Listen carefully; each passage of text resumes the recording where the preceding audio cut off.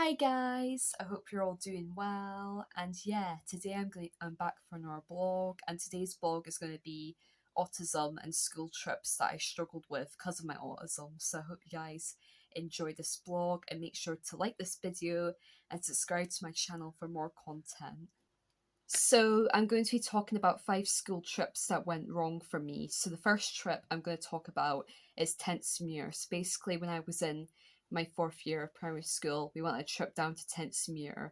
Now this trip started off good. It started off decent, but then it got really, really bad because we did this thing where we had to be blindfolded and we had to walk around campfires. I can't exactly remember what the activity was, but basically what happened was I accidentally walked into someone's campfire and they all got really angry and crossed at me. I'm sorry, it's not my fault I've got a blindfold on. They can't see anything I'm doing, you know what I mean? So basically, I got really, really upset and angry because everyone was just blaming me for it, basically.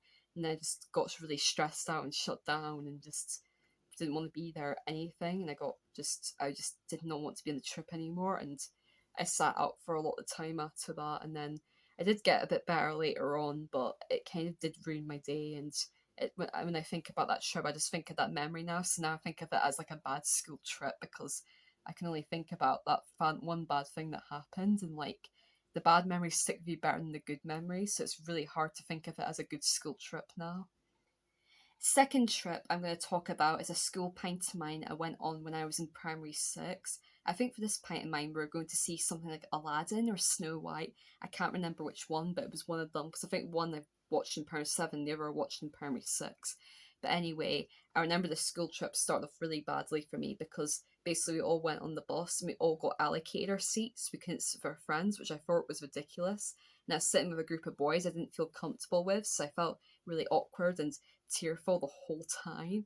And then once we got to the pint man, I couldn't even sit with my best friend there. I had to sit with some random people that I knew but I didn't know that well. So I felt really stressed out the whole time. An unpredictable thing for me, like doing something that's different to my usual routine is stressful enough for me, let alone like sitting with people I don't even know that well. So it was just a very, very intense school trip and didn't enjoy anything about it. I just felt really unrelaxed the whole time and it just didn't go well for me at all. And yeah. Next, I'm going to talk about Brownie's staycation. Now, this is not to do with school. Brownie's is outside of school, but basically, this trip couldn't have gone any worse. So basically, what happened was, I remember one of the girls made a tray or something. We were all making trays for Madagascar theme, and I thought one of the trays didn't look very good. Thinking, what do you think of this tray, Lauren? And the thing about being autistic is that we can be too honest towards people sometimes. So I said to her, "Oh, I don't really like the look of your tray." And then she got really, really upset, and then I'm telling the teacher on you, Laura. Well, not the teacher, but the person who was guiding. And I was like, oh my god, I didn't mean that. But I was just being honest with her because I thought she wanted my honest opinion, you know. And then there was some girls running around without shoes on. And the trip they said that you can't run around the halls without shoes. So I was like to the person running it, oh, those girls are running around without shoes. They shouldn't be doing that. And another thing of autism is that we like to follow rules. We don't like it when other people break rules. So when they do break rules, we get really upset and annoyed, and then we go in telling them and all that.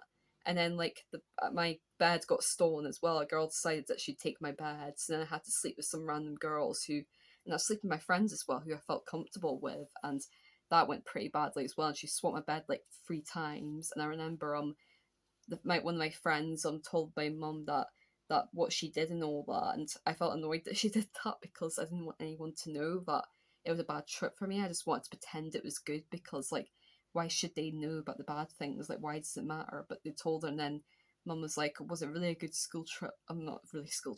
Did it really go well, the brownie trip? And I was like, it went well, I guess. I just didn't want to admit to it, but I had to tell the truth, which was a bit annoying. But yeah, the trip couldn't have gone any worse, and I think it's why I never went back to brownies. Plus, I fell over during the pizza game they did one time. I fell right on my face, and that was really embarrassing. So my primary six year, I went on the medieval trip, which is not seems like all my trips went quite badly in primary six. To be honest, it wasn't a good year for school trips at all because I've 3 of my bad school trips come from primary six. But anyway, the medieval trip wasn't particularly great because I remember I had a meltdown over something. I can't remember what it was, but something was making me feel quite stressed out, and then I basically we had to do this bow to a man or something, and I did the bow wrong, and he was like, "Oh, that's not how you do a bow," and I was really embarrassed. I was just like, oh, I hate this, I just want to go home. Like, it was a pretty crap trip, really. Well, not crap as in, like, it was set out badly, but it just didn't go well for me, and I got really stressed out, and it just, I felt like I ruined the school trip, even though I didn't, but it was just a really bad trip, and I'd rather forget it, but it's hard to remember the bad memories, isn't it? And last but not least, the swimming trips. Oh, I hated the swim trips so much because, like, I can actually swim, you know what I mean? The first swim trip I went on was in primary five, right? And it's like these swim tests to see if we can all swim in that. The person who was doing the swimming wasn't convinced that I could swim. They're like, oh, you were very slow and everything. But the thing is, I was always really good at swimming. I passed my swim test only like a month before it, and I could swim. I knew I could do it. But they're like, oh no, you can't do it. You have to swim the shallow end. So I like cried the whole time. I was just so upset. So yeah, it didn't really end very well, and I wasn't very happy with that. And then the primary six one, they let me swim in the deep end, but only at the shallow deep end part, not at the deeper bit with the diving boards. So that was rubbish too.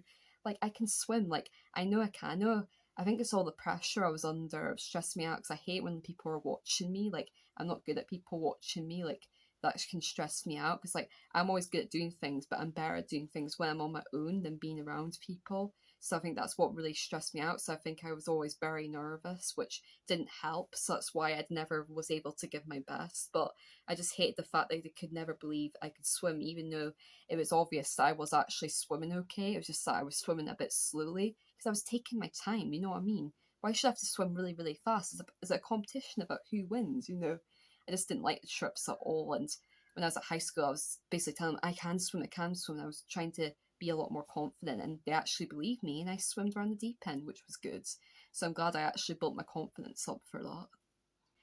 So thank you guys for watching the video on 5 school trips that ended really, really badly for me. I hope you guys enjoyed this. And just to say, I've had good school trips. I'm not going to lie, I've had some really good school trips.